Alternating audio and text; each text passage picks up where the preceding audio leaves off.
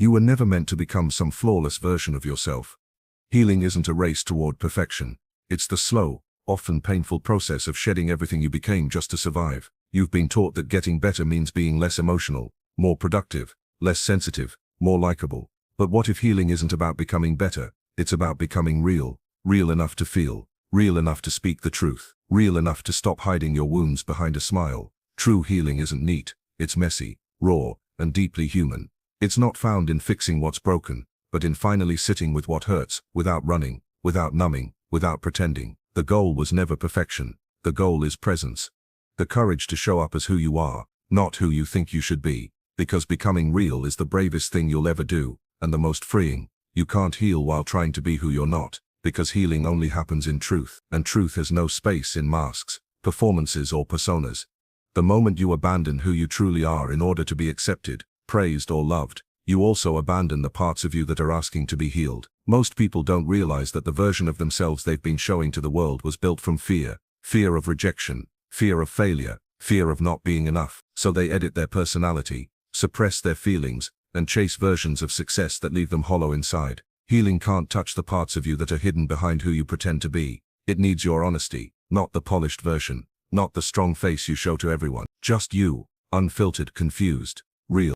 You might have grown up learning that approval was earned through being good, being quiet, being perfect. So every time you felt something real, anger, sadness, loneliness, you pushed it down, and over time you forgot what your truth even felt like.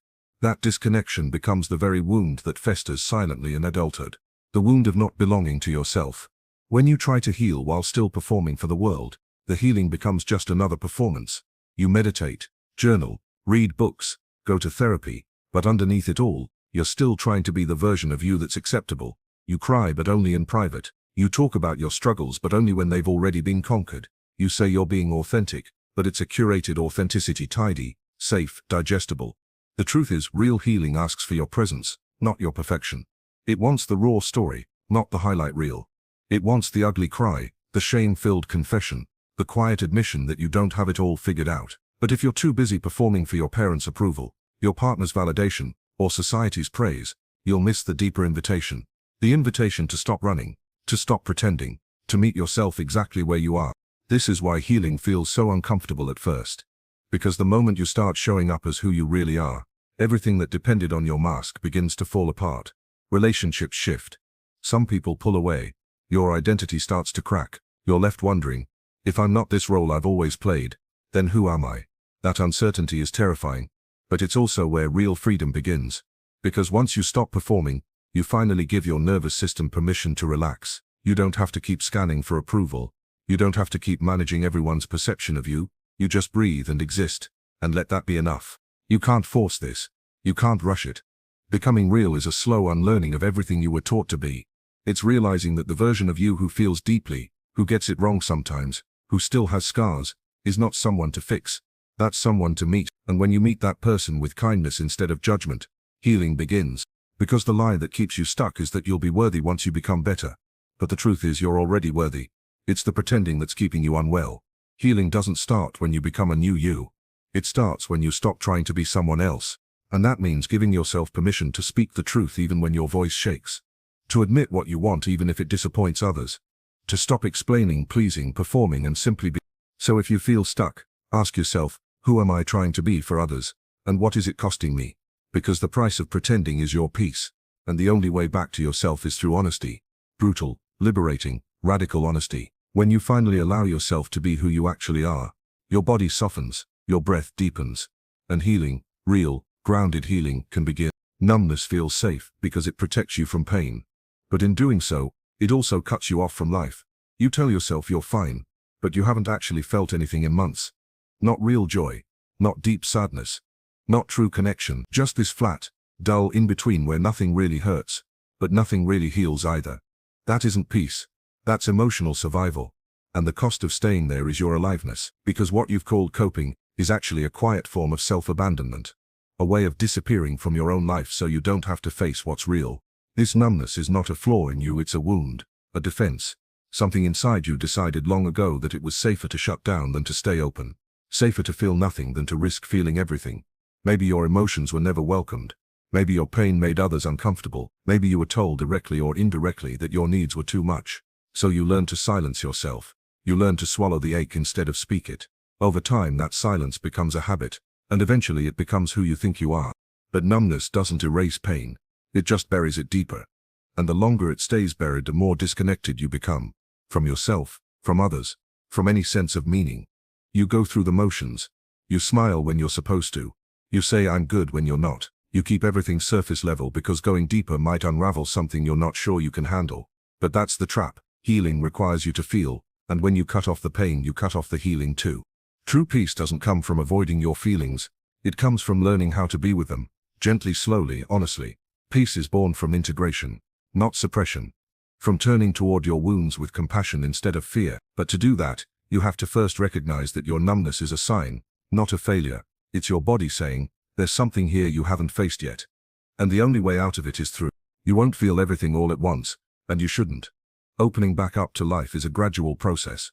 It starts with letting yourself cry without judgment, letting yourself laugh without guilt, letting yourself want something again, even if it scares you. These moments may seem small, but they're acts of reclamation. They're how you start returning to the parts of yourself you've left behind. And yes, there will be discomfort. Numbness might have dulled the pain, but it also dulled your resilience. Feeling again means facing grief, rage, loneliness, but also joy, beauty and connection. All of it comes together. You can't selectively feel, you have to let it all back in. But this time, you don't have to do it alone. You can build inner safety. One breath at a time, you can create a space inside yourself, where every emotion has permission to exist. This is how you stop abandoning yourself. By refusing to turn away when things get hard. By learning to sit with what's true instead of escaping it. You won't always know how. Some days, you'll want to go back to being numb, but every time you choose presence over avoidance, you reclaim a little more of your power. You say to yourself, I am worth feeling for. I am worth being fully here. Because numbness is not peace. It's pause. It's protection.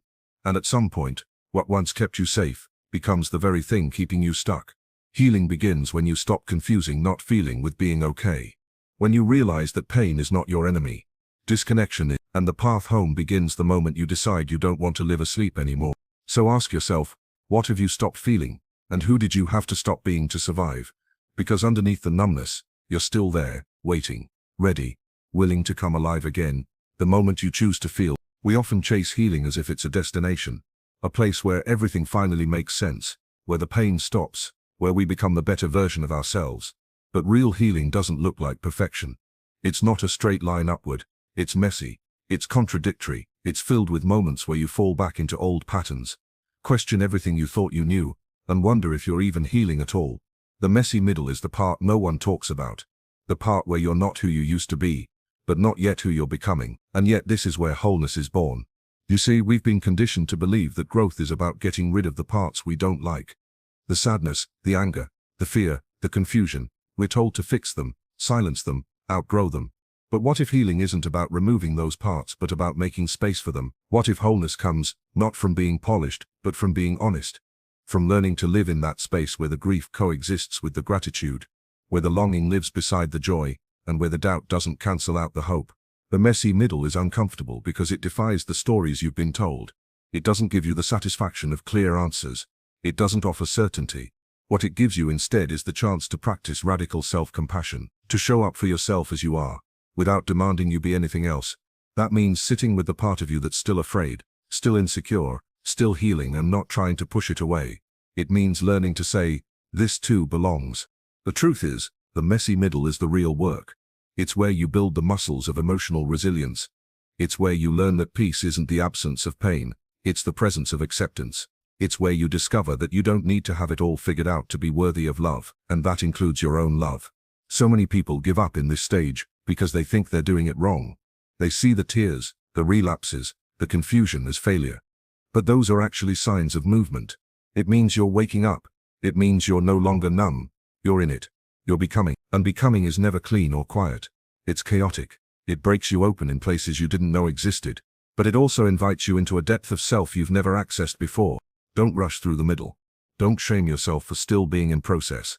This is sacred ground, the space where your old self is dissolving and your true self is taking shape. It takes courage to stay here. It takes faith to trust that what feels like falling apart is actually a kind of falling together.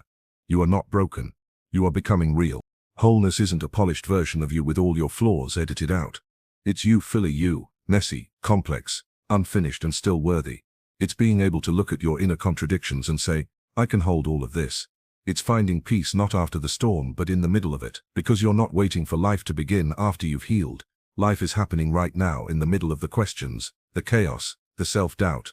So if you're in that place, the messy middle, don't give up.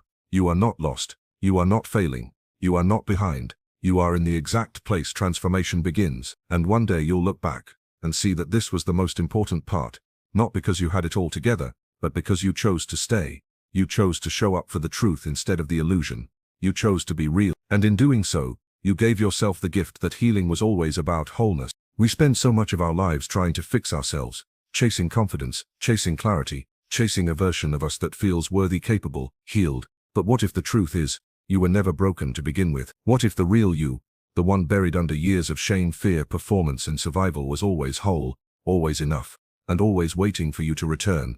The problem isn't that you're too damaged to be yourself. The problem is that you learned to hide, to dim, to fragment who you were just to survive the world you grew up in. From a young age, you were taught which parts of you were acceptable and which weren't.